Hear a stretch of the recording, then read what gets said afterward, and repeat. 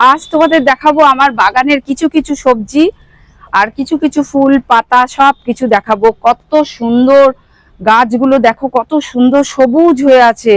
একটু বৃষ্টির জল পড়েছে, বাগানের গাছগুলো এত সুন্দর তাকিয়ে আছে, মনে হচ্ছে হাসছে।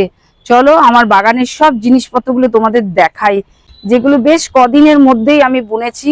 আর একটু বৃষ্টির জল পড়েছে, সঙ্গে সঙ্গে সেগুলো চারা হতে আরম্ভ করে দিয়েছে। তো দেখো এই যে পেঁপে গাছটা দেখো, কত সুন্দর পাতা গজিয়ে গেছে।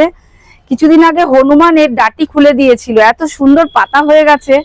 আমি জানি না পেঁপে গাছটা পেঁপে হবে কিনা। তো চলো আরো কিছু জিনিস তোমাদের দেখাবো। তবে এগুলোকে যে যত্ন করতে হবে না, যত্ন না করলে কোনো গাছের ফল পাওয়া যাবে না। এখুনি বৃষ্টি হয়ে গেছে এক পশলা, আবার বৃষ্টি হবে।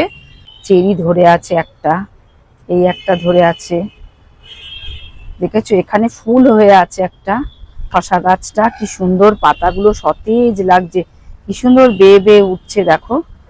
আর এইদিকে দেখো তরমুজ গাছ, একটা ছোট্ট পড়া তরমুজ হয়ে আছে। এই দেখো, এই দেখো ছোট্ট পড়াটা তরমুজ হয়ে আছে, আরো আছে এখানে দেখো। এটাও একটা শশা গাছ, এটা এইখান থেকে একটা দড়ি টাঙিয়ে দেবো যাতে বেয়ে বেয়ে উঠতে পারে। এই দেখো কামরাঙা গাছের ফুল এসেছে, দেখছো? এই দেখো আরো তলায় দেখো, এই দেখো কত ফুল। কয়েকবার এটা এই কামরাঙা গাছে ফুল এসেছে, কামরাঙা হয়েছে, কিন্তু হনুমান যে কিভাবে জানতে পেরে যায়। এই দেখো থোক ফুল, দেখো কি সুন্দর, কিভাবে জানতে পেরে যায়, এসে সমস্ত কামরাঙা গুলো খেয়ে যায় জানো।